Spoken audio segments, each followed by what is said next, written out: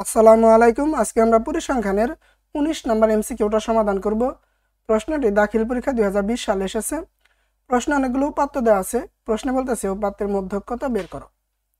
তাহলে আমরা উপাত্তের মধ্যক বের করতে চাইলে সর্বপ্রথম কাজ এই অবিন্যস্ত উপাত্তকে বিন্যস্ত করতে হবে, অর্থাৎ সাজায় নিতে হবে। আমরা কিভাবে বিন্যস্ত করব? আমরা যে কোনো একটা ক্রমে সাজাবো, ঊর্ধ্বক্রম বা অধক্রম। আমরা ঊর্ধ্বক্রমেই সাজাই। ঊর্ধ্বক্রম মানে কি? ছোট থেকে বড়। সবচেয়ে ছোট কি 4, তারপর 5, তারপর হচ্ছে 6, আর 6 আবার কয়বার আছে? 2 বার। তা 2 বার নিতে হবে। তারপর কি 8, তারপরে হচ্ছে 9।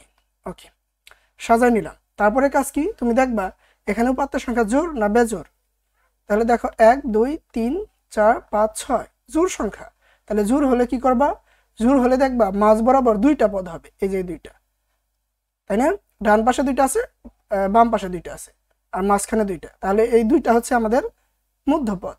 এই দুইটা পদকে তুমি যোগ করবা, যোগ করে 2 দ্বারা ভাগ করলে আমরা মধ্যক পেয়ে যাব। তাহলে কি হবে? 12 ডিভাইডেড বাই 2 ইকুয়াল টু 6। আর যদি বেজোড় হতো তাহলে মাঝ বরাবর একটা পদ পাইতো, ওটাই আমাদের মধ্যক হতো।